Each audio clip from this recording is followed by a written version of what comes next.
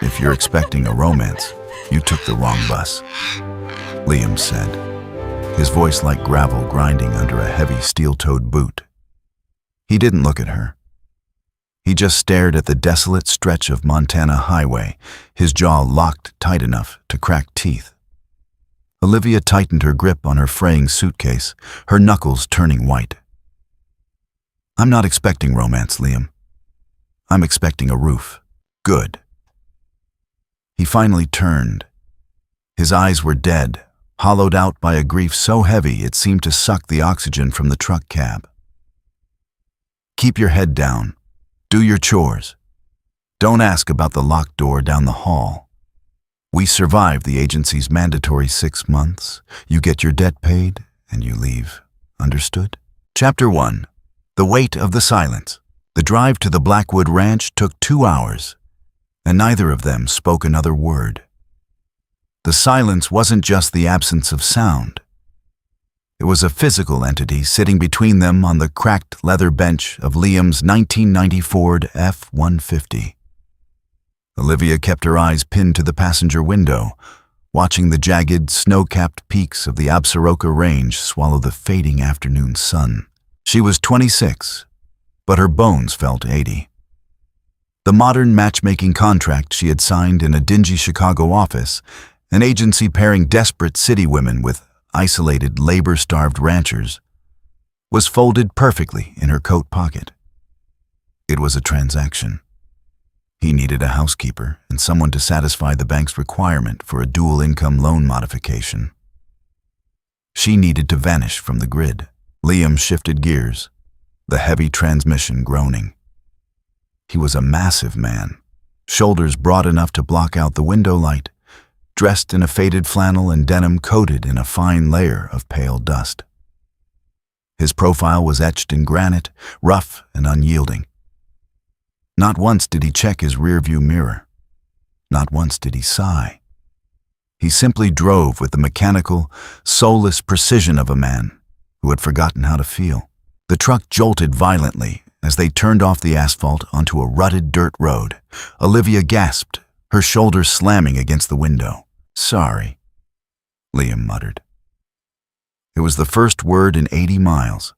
It sounded as if it hurt his throat to speak it.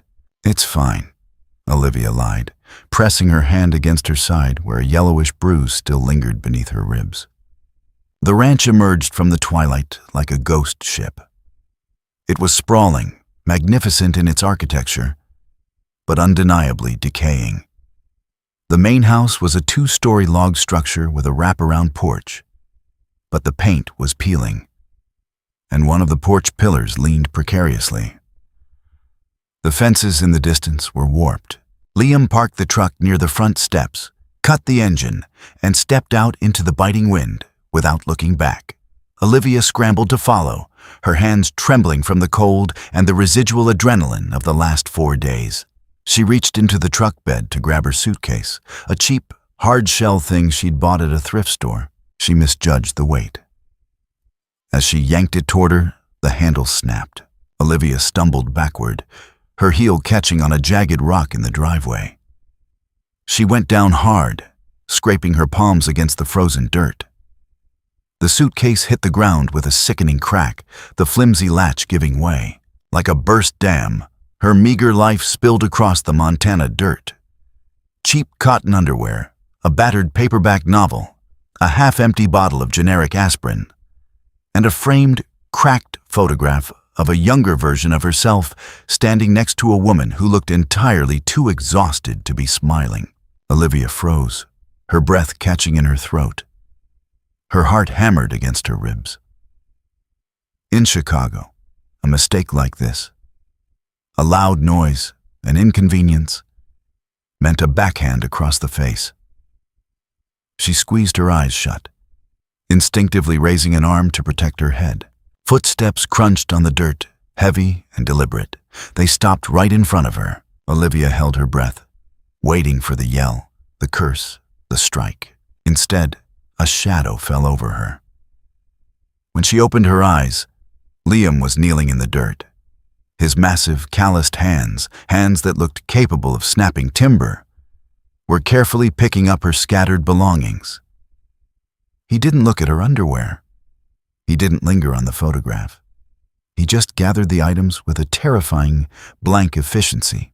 He placed the items back into the broken shell, snapped the broken halves together, and tucked the suitcase under his arm.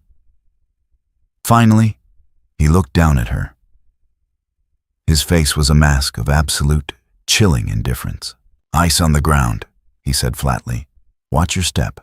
He stood and walked into the dark house, leaving Olivia sitting in the dirt, her heart pounding a frantic rhythm against the quiet vastness of the mountains. The house smelled of pine needles, old coffee, and stagnant air. It felt less like a home and more like a mausoleum. That night, Olivia was shown to a small guest room on the ground floor. True to his word at the bus station, Liam had paused in the hallway, pointed a long, scarred finger at a closed oak door at the far end, and said, "Never open that." She hadn't slept. Every creak of the house, every howl of the wind outside, sounded like footsteps on a Chicago fire escape. By 5 in the morning, the cold drove her from the thin blankets. She crept into the kitchen, desperate to prove herself useful. The contract required her to maintain the household. If she failed, the agency would revoke her placement, and she would be sent back. Back to the city. Back to him. The kitchen was remarkably clean, but in a way that suggested it was rarely used. Dust coated the tops of the cabinets. Olivia found a tin of coffee grounds and an old percolator. Her hands were still shaking, a tremor that hadn't left her since she boarded the Greyhound 4 days ago. She filled the pot with water, her mind racing. She needed Liam to see her as an asset. She needed to be perfect. Reaching into the cabinet above the sink, she searched for mugs. Her fingers brushed against something in the back corner, pushed far out of the way. She pulled it down. It was a delicate, hand-painted ceramic mug, covered in little blue cornflowers.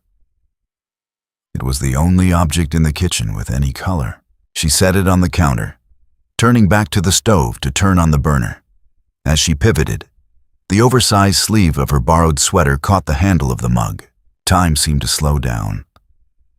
Olivia lunged for it, her fingers brushing the smooth ceramic, but she was too late. Smash. The sound was like a gunshot in the silent house.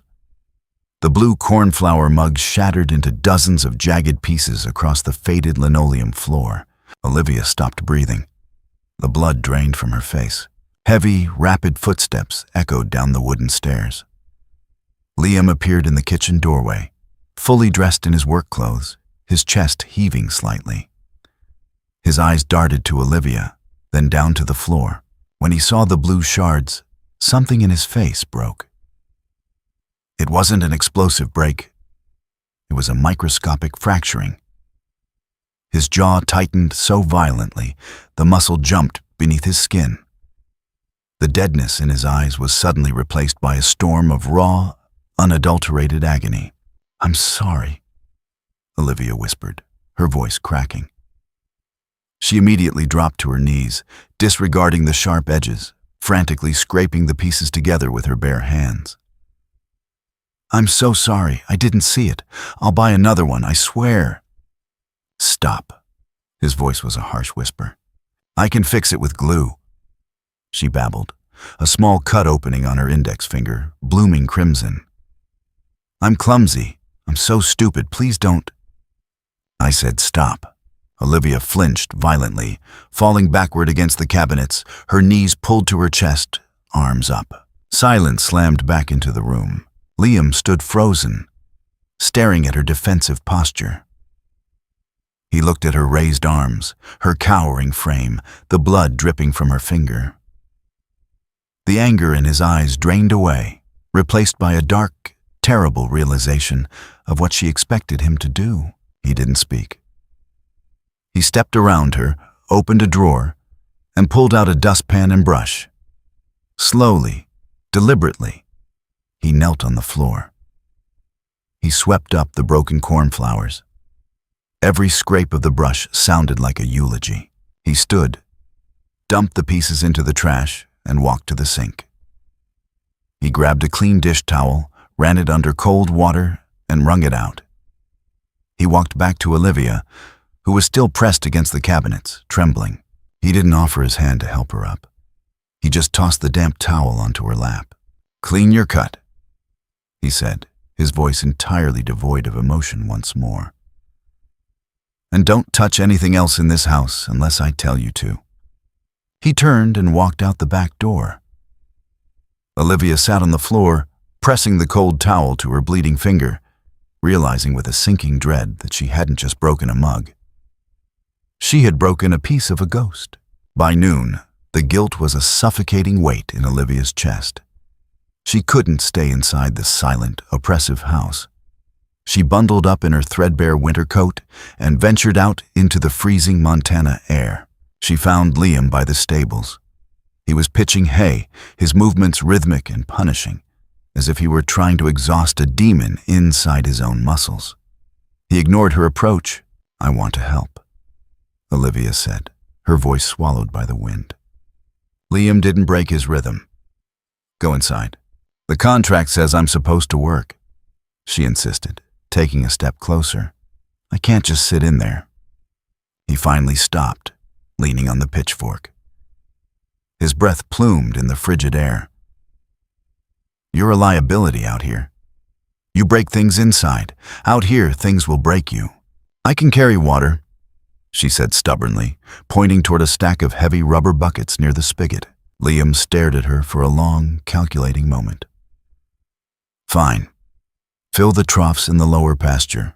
Don't slip." Olivia marched to the spigot, determined. She filled 2 buckets. They were agonizingly heavy, pulling at her weak shoulders.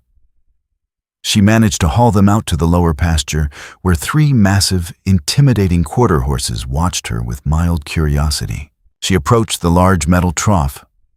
It was rimmed with ice. She lifted the first bucket, her boots slipping slightly in the muddy snow. She poured the water in successfully. Confidence surged in her chest. "I can do this. I'm not useless." She grabbed the second bucket. As she hoisted it over the rim of the trough, one of the horses, a massive roan, stepped forward and snorted loudly right next to her ear. Olivia jumped. Her foot caught a patch of solid ice. Her legs flew out from under her. She didn't just drop the bucket. She pitched forward, arms flailing, and slammed chest first into the metal rim of the trough, tumbling head over heels straight into the freezing, ice-chunk-filled water. The shock of the cold was instantaneous and paralyzing. It punched the air from her lungs. She thrashed, swallowing a mouthful of dirty water, panicking as her heavy coat immediately soaked through and anchored her down. A curse rang out across the pasture. Before Olivia could figure out which way was up, 2 massive hands gripped the back of her coat and hauled her upward. She was yanked out of the trough and deposited onto the snowy ground like a drowned rat. She gasped for air, coughing violently, pushing wet hair out of her eyes. She looked up. Liam was standing over her. He was breathing hard, his hands resting on his hips. He looked at her dripping, shivering form, covered in mud and horsehair, her teeth already beginning to chatter loudly. For a fraction of a second, the hardened lines around Liam's mouth twitched. The corners of his lips strained, fighting an invisible battle against years of programmed stoicism. It wasn't a smile, not yet. But it was the absolute closest thing to amusement his face had seen in a lifetime. The twitch vanished instantly. "I told you not to slip," he grunted, reaching down to grab her by the upper arm and haul her to her feet. I didn't mean to," Olivia stammered, her jaw shaking uncontrollably. "Get to the house. Take a hot shower before you catch pneumonia," he ordered, letting go of her arm as if her touch burned. Before Olivia could take a step, the crunch of gravel echoed from the main driveway. Liam's posture instantly shifted. The microscopic softening in his demeanor evaporated, replaced by a rigid, dangerous tension. Olivia turned her head. A sleek, black SUV, completely out of place on the rugged dirt road, was rolling to a stop near the porch. Liam's hand instinctively dropped to the heavy iron wrench resting on the fence post beside him. "Go inside," he said, his voice dropping an octave. "Now, who is that?" Olivia whispered, her blood running colder than the trough water. "The bank," Liam lied. But Olivia saw the way his eyes tracked the men stepping out of the vehicle. They didn't wear suits. They wore leather jackets, and they moved with a heavy, predatory swagger of men looking for a debt to collect. Olivia recognized that walk. It was the same walk the men in Chicago had. Her past hadn't just followed her. It had parked in his driveway. The three men who stepped out of the black SUV did not belong in the Absaroka range. They wore thin leather jackets, designer denim, and Chelsea boots that immediately sank into the muddy, freezing slush of the driveway. But what they lacked in proper outerwear, they made up for in predatory confidence. Olivia couldn't move. The freezing water from the trough had soaked through her wool coat, freezing her joints and sending violent, uncontrollable shudders through her spine. But the cold was nothing compared to the ice in her veins as the lead man, a broad-shouldered enforcer named Vince, whom she recognized from Marcus's underground poker room in Chicago, locked eyes with her. "Well, look at this," Vince said, his breath pluming in the air. He flashed a smile that didn't reach his dead, calculating eyes. "Marcus spent a lot of money tracking that agency you used, Livy. You're a hard girl to find. Get back in the car," Liam said. His voice wasn't a shout. It was a low, resonant rumble, quieter than the wind, yet it commanded the open space with terrifying authority. Vince finally turned his attention to the massive rancher standing between him and Olivia. He looked Liam up and down, taking in the faded flannel and the dirt-stained jeans, and chuckled. "Relax, cowboy. We aren't here for your cows.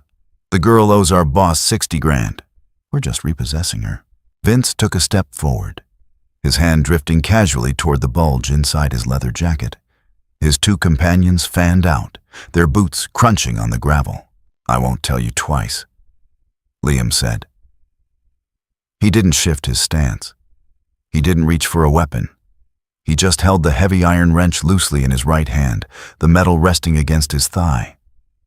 "And I won't tell you twice, Hick. Step aside, or I'll put a hollow point through your kneecap before I drag her into the—" Vince never finished the sentence. Liam didn't throw a punch. He simply moved with the devastating, explosive speed of a man used to wrestling 1,200-pound steers to the dirt. In a fraction of a second, he closed the gap. He swung the heavy iron wrench in a tight, brutal upward arc, catching Vince squarely under the wrist just as the man drew a black handgun. A sickening crack echoed across the pasture. Vince screamed, a high, reedy sound, as the gun flew from his shattered wrist and landed in the snow. Before the other two men could react, Liam pivoted. He grabbed Vince by the lapels of his leather jacket, lifted him entirely off the ground, and hurled his 200-pound frame backward into one of his approaching companions. They both went down in a tangle of limbs and mud. The third man froze, his hand halfway inside his jacket, staring at Liam. Liam didn't even look out of breath. He stepped slowly toward the third man, raising the wrench. His eyes were completely hollow, devoid of fear, devoid of hesitation. He looked like a man who had already lost everything and was perfectly willing to kill or die over a patch of dirt. "Montana has the castle doctrine," Liam stated, his voice dead flat. "You're trespassing on my land. You are armed. If I bury you in the lower pasture, the coyotes will scatter your bones before the sheriff ever bothers to file the paperwork." The silence that followed was absolute, broken only by Vince whimpering in the mud, clutching his mangled wrist. "Get in your car," Liam commanded. "If I ever see your faces on my road again, I won't aim for the wrist." The uninjured man scrambled backward, hauling Vince to his feet. They didn't say another word. They practically threw themselves into the SUV, the engine roaring as they threw it into reverse, fishtailing wildly down the dirt road until they vanished into the tree line. Liam stood completely still for a long moment, watching the dust settle. Then he turned to Olivia. She was on her knees in the snow, her lips a bruised shade of blue, shaking so violently her teeth were clacking together. She looked up at him, waiting for the anger, waiting for him to drag her to the highway and leave her there for bringing the syndicate to his door. Instead, he dropped the wrench, closed the distance between them, and scooped her up into his arms as if she weighed no more than a bundle of kindling. "Don't speak," he ordered, his jaw clenched tight. "Save your body heat." The interior of the house felt like an oven compared to the biting wind outside. Liam carried her straight past the kitchen and into the living room, depositing her roughly onto the large leather sofa in front of the stone fireplace. "Take the coat off," he barked, immediately turning his back to her to violently stoke the dying embers in the grate. He threw on 3 massive logs, the fire roaring to life. Olivia fumbled with the buttons of her soaked coat, but her fingers were numb, completely unresponsive. She let out a frustrated, pathetic sob, her wet clothes acting like an ice bath against her skin. Hearing her struggle, Liam turned. He cursed softly under his breath, stepped forward, and batted her useless hands away. With sharp, clinical efficiency, he unbuttoned the ruined wool coat and then peeled it off her shoulders. "The sweater, too. It's soaked through," he commanded, not looking at her face. Olivia hesitated, her arms crossing over her chest. The agency had warned her about the ranchers. They had warned her about isolation. But her body was failing her, violently trembling as pre-hypothermia set in. With agonizing slowness, she pulled the heavy, sodden sweater over her head. Underneath, she wore a thin cotton camisole that clung transparently to her skin. But it wasn't the damp fabric that made Liam freeze. It was the canvas of her skin. Along her ribs, fading yellow and purple blooms of old bruises mapped out a history of violence. Across her left shoulder blade, a jagged, poorly healed burn scar interrupted the pale skin. Liam's breath hitched. The clinical detachment in his eyes shattered, replaced by a dark, terrifying storm of recognition. He stared at the bruises, the muscle in his jaw ticking wildly. He had seen damage before. He knew exactly what it looked like when someone was treated like property. He didn't ask. He didn't demand explanations. He simply spun around, marched down the hall, and returned seconds later with a thick, dry wool blanket and an oversized, faded thermal shirt. He threw the blanket over her shoulders, cocooning her. "Put the shirt on. I'll make tea." He practically fled to the kitchen. An hour later, Olivia sat bundled by the roaring fire, a mug of scalding tea clamped in her hands. The violent shivering had subsided into a dull, exhausted tremor. Liam sat in an armchair opposite her, staring into the flames. He hadn't spoken since he handed her the mug. "His name is Marcus," Olivia finally whispered, the silence too heavy to bear. "My ex-boyfriend. He ran an illegal sports book. He used my name to open credit lines. When it collapsed, he owed the wrong people. He told them I had the money." Liam didn't look away from the fire. "I signed up with the agency because they offered immediate relocation to the middle of nowhere," she continued, her voice cracking. "I didn't mean to bring them to your door.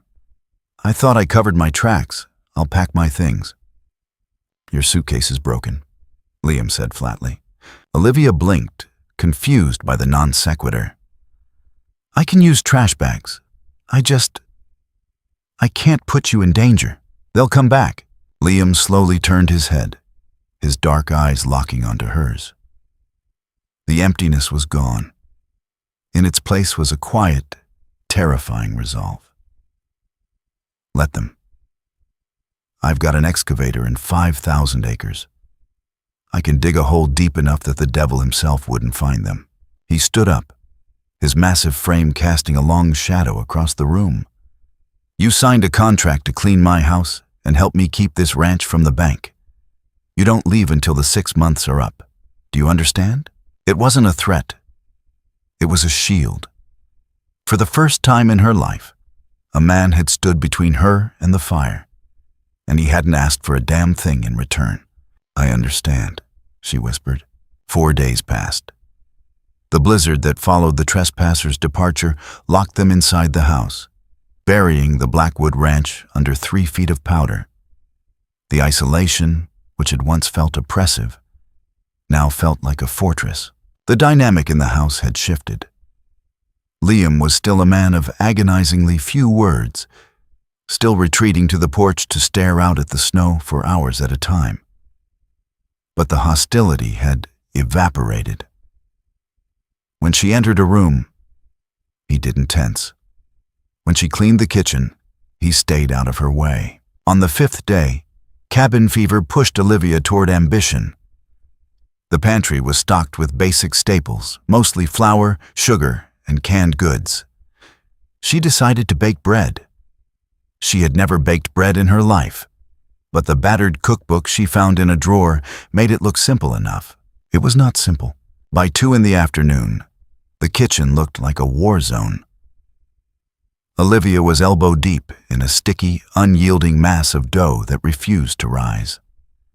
She had flour on her nose, in her hair, and across the front of Liam's oversized flannel, which she had commandeered. She turned to the old vintage gas oven, attempting to shove the heavy cast-iron pan inside. The oven door had a broken spring. She knew this. Liam had warned her about it. But her hands were slick with oil and dough. As she leaned in, her grip slipped. The heavy pan slammed onto the rack. Startled, Olivia jerked backward. Her hip caught the heavy iron oven door. With a loud spang, the unsprung door snapped upward like a bear trap. It slammed shut, the sheer force of the impact launching a neglected, open 5-pound bag of flour resting on the stovetop straight into the air. It was a perfect cinematic explosion. The bag hit the exhaust hood, burst completely open, and rained a thick, suffocating cloud of white powder directly over Olivia's head. She gasped, inhaling a lungful of flour, and immediately erupted into a violent fit of coughing and sneezing. She stumbled backward, wiping frantically at her eyes, blindly knocking over a stack of metal mixing bowls that clattered to the linoleum with a deafening racket. Heavy boot steps pounded down the hall.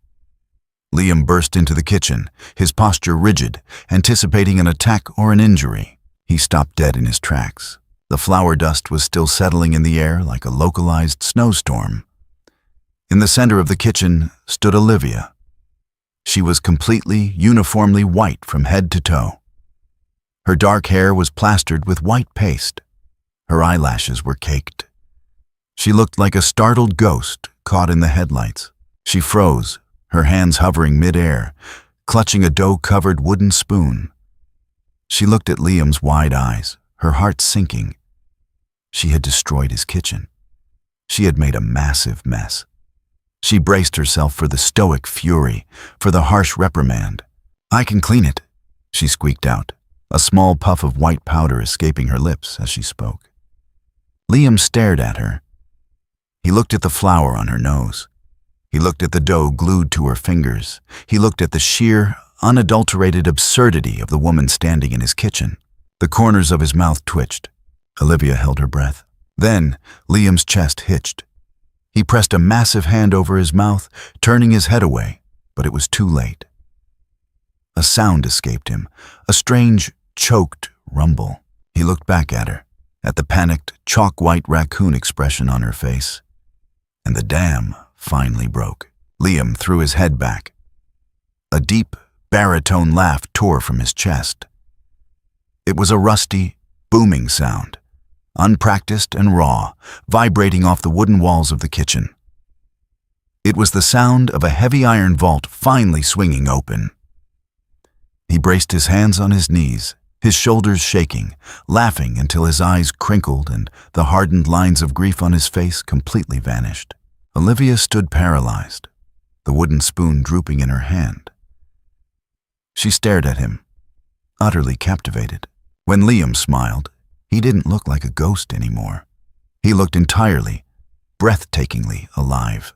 He finally caught his breath, wiping a tear from his eye, pointing a shaking finger at her. You look like a damn powdered donut," he wheezed, before dissolving into another chuckle. Olivia felt a strange, warm flutter in her chest. She looked down at herself, then back up at the massive, terrifying cowboy who was currently laughing so hard he was leaning against the doorframe for support. Slowly, tentatively, Olivia smiled back. And for the first time in years, the house on Blackwood Ranch felt like a home. The laughter in the kitchen had broken a seal. In the weeks that followed, the Blackwood Ranch didn't suddenly become a place of joyous conversation, but the agonizing, suffocating silence was gone. It was replaced by a comfortable, working quiet. Liam began showing Olivia how to mend tack. Olivia began leaving hot coffee on the porch railing before his dawn rounds. They were two battered ships navigating the same dark waters, finally acknowledging the other's presence. But the door at the end of the hall remained closed. It was a physical manifestation of the boundary Liam had drawn on her very first day, until the second week of April. The spring thaw had turned the ranch into a sea of mud, and a sudden, violent squall had blown through the valley. Olivia was in the hallway, carrying a stack of freshly laundered towels, when a massive gust of wind rattled the farmhouse. The change in air pressure popped the latch on the heavy oak door at the end of the hall. It creaked open, revealing a sliver of the darkness within. Olivia froze. Never open that. His warning echoed in her mind, sharp and absolute. She stepped forward to pull it shut, keeping her eyes averted. But as her hand grasped the brass knob, the scent hit her. It didn't smell like a nursery. It didn't smell like a shrine to a lost lover. It smelled distinctly of rubbing alcohol, stale lavender, and the faint, unmistakable metallic tang of sterile medical equipment. Curiosity, heavy and morbid, overrode her survival instincts. She pushed the door open just a few inches more. The room was bathed in the gray light of the storm. In the center sat a mechanical hospital bed, its rails raised like a cage. To the left, an IV stand gathered dust. On the heavy oak dresser, instead of jewelry or photos, sat perfectly aligned rows of amber prescription bottles, a pulse oximeter, and a thick, terrifying stack of past-due medical bills stamped in red ink. It wasn't a room of sudden tragedy. It was a room of prolonged, agonizing defeat. "I told you not to go in there." Olivia violently jumped, dropping the towels. Liam was standing at the end of the hallway, dripping wet from the rain. His face was unreadable, cast in shadow, his massive frame blocking the only exit. "The wind," Olivia stammered, backing away from the door, her heart hammering against her ribs. "It blew open. I was just shutting it. I swear, Liam, I didn't mean to."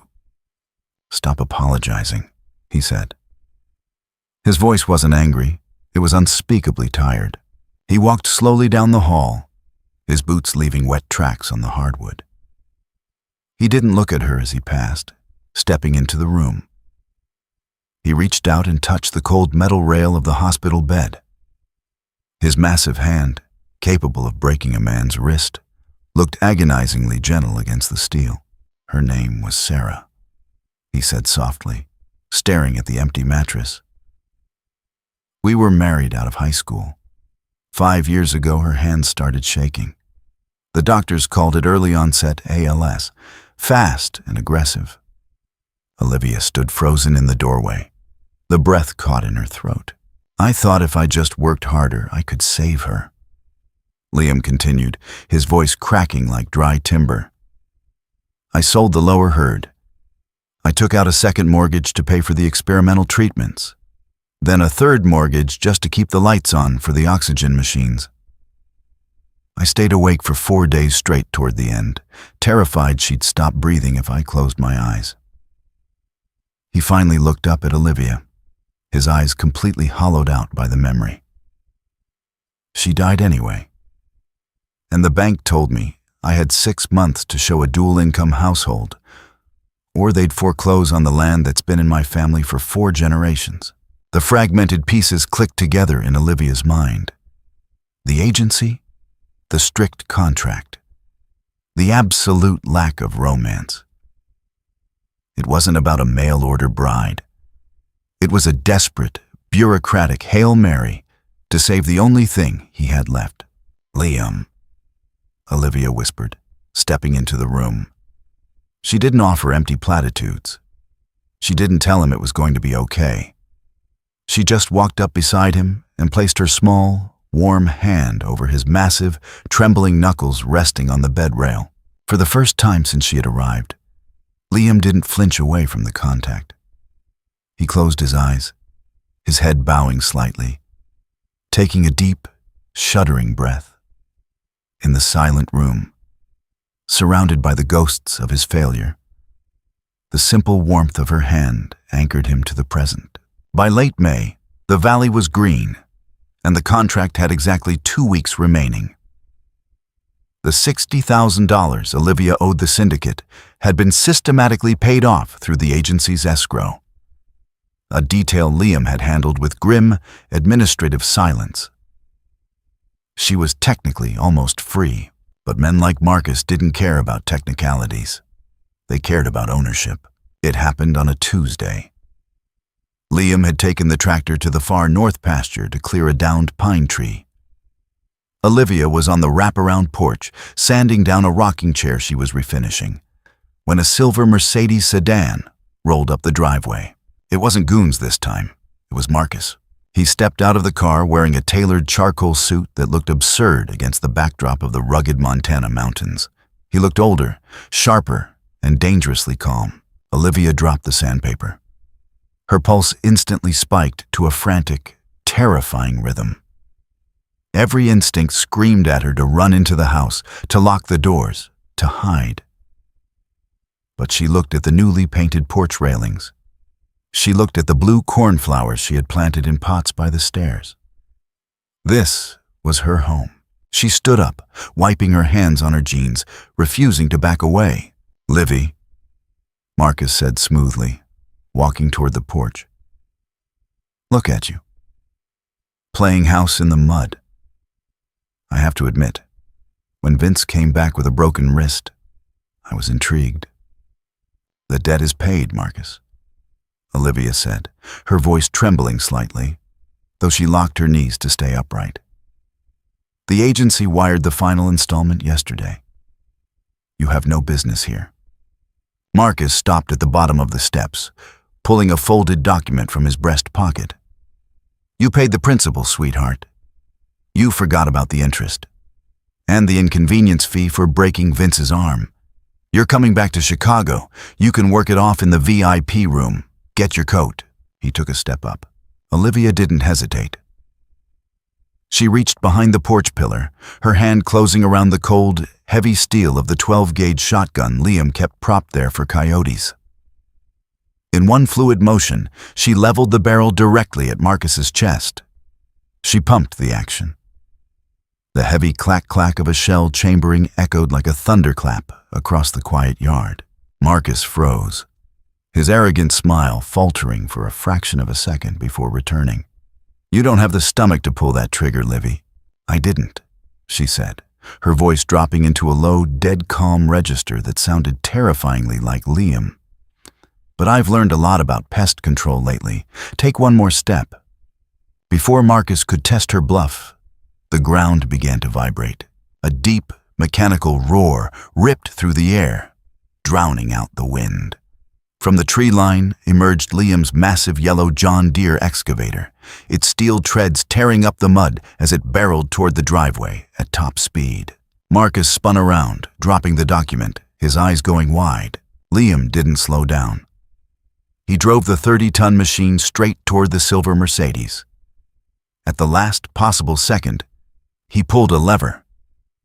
The massive steel bucket swung downward with devastating, crushing force, slamming directly onto the hood of the luxury sedan. The crunch of metal and shattering glass was deafening. The car's frame buckled in half like a stepped-on tin can. Liam cut the engine. He stepped out of the cab, vaulted over the mangled wreckage of the car, and walked toward Marcus. He didn't have a wrench this time. He didn't need one. Marcus scrambled backward, suddenly looking very small in his tailored suit. "I told your boys," Liam said, his voice a low, lethal rumble. "I've got an excavator." Liam stopped inches from Marcus. "The sheriff is a mile down the road. He's been waiting for you to cross county lines. You have two choices. You can start walking toward the highway to meet him, or you can get under the bucket." Marcus looked at the crushed metal of his car, then at the massive, unyielding rancher, and finally at Olivia, who still held the shotgun steady. The predator realized he had walked into a den of wolves. Without a word, he turned and began a long, humiliating walk down the muddy driveway. Liam watched him go until he was a speck in the distance. Then he turned to Olivia. He looked at the shotgun in her hands, her steady stance, and the fierce fire in her eyes. "Safety's on," he noted quietly. Olivia blinked, looking down at the gun. She let out a breathless, shaky laugh, leaning it back against the pillar. "I guess I have more to learn." The 1st of June arrived with a cruel, bright sunrise. The 6-month contract had officially expired at midnight. The bank loan was secured. The syndicate was gone. The transaction was complete. Olivia's cheap, hard-shell suitcase, carefully repaired with a strip of silver duct tape, sat by the front door. She wore her city clothes, which felt foreign and tight after months of flannel and denim. She stood in the kitchen, staring at a brand-new blue cornflower mug sitting perfectly centered on the counter. Liam had driven 2 hours to Billings to find a replica. Heavy footsteps sounded behind her. Liam walked into the kitchen. He was dressed in his work clothes, but he wasn't heading out to the pastures. He stopped a few feet away, his hands shoved deep into his pockets. The silence between them was deafening, heavier than it had been on that first drive from the bus station. "Agency called," Liam said, his voice rough. "Bus leaves at noon. I can drive you into town." Olivia gripped the edge of the counter, her knuckles turning white. "Right. The contract is up." "It is," Liam agreed, his jaw tight. He looked at the suitcase by the door, and a muscle ticked violently in his cheek. "I fixed the porch step," Olivia said, her voice barely a whisper. "And the ledger for the feed supplier is updated on the desk." I saw. They stood there, the weight of everything unsaid pressing down on them. She had saved his ranch from the bank. He had saved her life. They had fulfilled the terms of the paper they signed in Chicago. Olivia picked up her purse. She forced herself to turn and look at him. "Thank you, Liam, for everything." She walked past him, her heart shattering with every step. She reached the front door, wrapped her hand around the taped handle of her suitcase. "We'll leave it." Liam's voice cracked through the quiet hallway. Olivia froze. She turned back. Liam had closed the distance. He stood inches from her, his massive frame radiating a desperate, terrifying heat. The stoic, unyielding mask was completely gone. In its place was a man violently clawing his way back to life, terrified of letting the light go out again. "The contract is up," Liam said, his voice dropping to a raw, breathless gravel. He reached out, his calloused fingers gently gripping her wrist, pulling her hand away from the suitcase. "The bank is happy. The debt is paid. Everything we were forced to do is done." He looked down into her eyes, the vulnerability in his gaze absolute and devastating. "So now," he whispered, his thumb gently tracing the pulse at her wrist. I'm asking you to stay. Because I want you to. Because this house is just a graveyard without you in it. Olivia stared at him, the air leaving her lungs. She looked at the man who had swept up her broken pieces, who had stood between her and a loaded gun, who had laughed in a cloud of flour until the ghosts had finally fled the room. She let go of the suitcase. It hit the floor with a dull thud. I'm terrible at baking bread, she whispered, a tear slipping down her cheek. Liam's chest hitched. He reached up, his rough hands framing her face with agonizing care, wiping the tear away with his thumb. Good, he murmured, his forehead resting against hers. I hate bread. When he kissed her, it wasn't a sudden, cinematic crash of passion. It was slow, profound, and deeply reverent. It was the undeniable feeling of two people who had survived the absolute worst of the world, finally coming home. The Blackwood Ranch eventually reclaimed its former glory. The peeling paint replaced, the fences standing tall against the Absaroka winds. The door at the end of the hall was eventually opened. The medical equipment cleared away to make room for a sturdy crib, built by hands that knew the exact value of a second chance. Liam and Olivia didn't just survive their pasts. They built a fortress over them, rooted in the fierce, unyielding love they chose when the paperwork ran out.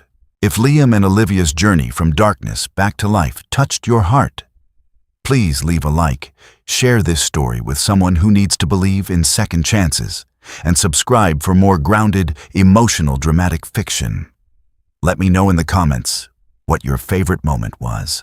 18 months after the agency contract expired, the Blackwood Ranch had transformed.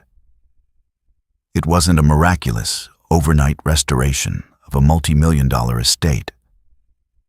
It was a slow, grueling resurrection, built on calloused hands, shared coffee, and the quiet, unbreakable bond that had forged itself between Liam and Olivia.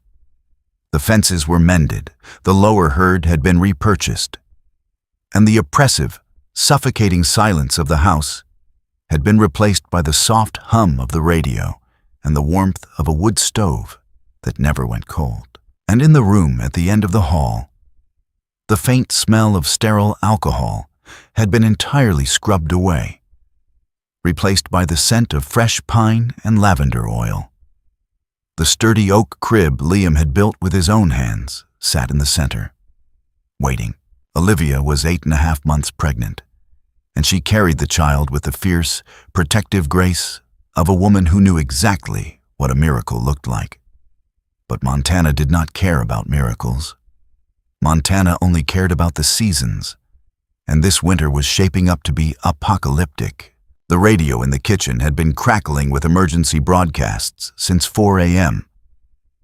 A massive Arctic front, a bomb cyclone, was hurtling over the Absaroka Range, bringing with it a forecasted 40 inches of snow and wind chills that could drop to 50 below zero. It was the kind of storm that didn't just freeze the land, it shattered it. Liam stood by the back door, layering on his heaviest insulated canvas gear. The lines around his eyes, which had softened over the past year and a half, were drawn tight again. The ghost of the grieving cowboy flickered in his rigid posture. The lower pasture gate is frozen shut, Liam said, his voice a low rumble over the howling wind outside. He pulled a thick wool neck gaiter over his head. I have to take the tractor down and smash it open. If I don't move the herd into the southern ravine before the whiteout hits, they'll freeze standing up. Olivia walked heavily into the mudroom, wrapping a thick cardigan around her swollen belly. She didn't ask him not to go. She knew the ranch. She knew what those animals meant to their livelihood. How long? 2 hours. 3 max, Liam said, turning to look at her. He stripped off his heavy leather work glove just to press his bare palm against her cheek. His hand was already cold, but his eyes were burning with a desperate, protective fire. Keep the generator primed. If the grid goes down, I want that switch flipped immediately. Stay by the fire. Do not step foot on that porch, Liv. The ice is already an inch thick. I'm pregnant, Liam, not helpless. She managed a small, brave smile, leaning into his touch. Just come back to me. The baby is kicking like a Mustang this morning. Liam dropped his gaze to her stomach, a profound, almost painful reverence crossing his features. He leaned down, pressing a lingering kiss to her forehead. I'll be back before the worst of it hits, I promise. He stepped out into the pre-dawn darkness. The wind instantly snatched the heavy oak door from his grip, slamming it shut behind him. Olivia stood alone in the hallway, listening to the deep, guttural roar of the diesel tractor firing up.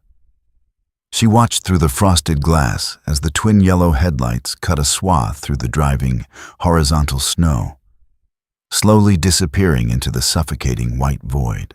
By noon, the worst of it had officially arrived, and Liam had not returned. The sky didn't just turn dark. It turned the color of bruised iron. The wind was no longer a howl. It was a physical, concussive force that shook the log cabin down to its stone foundation. The snow was falling so thickly that Olivia couldn't see the porch railing from the living room window. At 12:45 p.m., the lights flickered, hummed violently, and died. The sudden silence from the refrigerator and the furnace was deafening. Olivia didn't panic. Liam had taught her well. She grabbed the heavy Maglite flashlight from the counter, pulled on her snow boots, and waddled to the attached utility shed to fire up the diesel generator. She flipped the master breaker, turned the ignition key, and breathed a sigh of relief as the engine sputtered and roared to life, sending electricity pulsing back into the house. She walked back into the kitchen, rubbing her lower back. A dull, heavy ache had been building at the base of her spine for the last hour. She attributed it to the stress, the drop in barometric pressure, the heavy boots. She reached for the radio to check the emergency broadcast. As her hand touched the dial, a sharp, agonizing cramp ripped across her abdomen. It wasn't a dull ache. It was a vice grip of pure, breathless pain that buckled her knees. Olivia gasped, clutching the edge of the counter as the flashlight clattered to the floor. The pain peaked, held for terrifying 10 seconds, and slowly receded, leaving her panting in the dim light of the kitchen. She looked down at the puddle of water rapidly expanding across the linoleum floor. Her water had just broken. 3 weeks early, in the middle of the worst blizzard in a century. And Liam was out in the whiteout. A mile and a half down in the valley, Liam was fighting a losing battle against nature. The tractor had done its job. He had smashed the frozen gate and driven the terrified, bellowing herd into the natural windbreak of the southern ravine. But the storm had escalated faster than the meteorologists had predicted. The temperature had plummeted 20 degrees in 30 minutes. As he turned the heavy machinery around to head back up the incline toward the main house, the engine gave a sickly, metallic cough. The diesel fuel, despite being treated with anti-gel, was beginning to freeze in the lines due to the sheer, catastrophic wind chill. The tractor shuddered violently, spat a cloud of black smoke into the swirling snow, and died. Liam sat in the freezing cab, slamming his fist against the steering wheel. No, no, no, no. He twisted the ignition key. Nothing. Not even a click. He looked out the windshield. The visibility was zero. He couldn't see the hood of the tractor. The wind was screaming, a high-pitched, demonic wail that drowned out every other sound. If he stayed in the cab without the heater running, the steel box would become a coffin within 2 hours. If he stepped out into the whiteout, he could wander off the road and freeze to death in minutes. But Olivia was in the house. The power lines along the ridge had been violently swaying when he left. Liam didn't hesitate. He grabbed the emergency flare gun, his heavy canvas survival bag, and pushed the cab door open. The wind hit him like a physical blow, nearly throwing him backward. It felt like being repeatedly struck with tiny shards of glass. He dropped to the ground, the snow already waist-deep. He knew this land. He knew every dip, every fence post, every tree line. He had to navigate by memory and touch.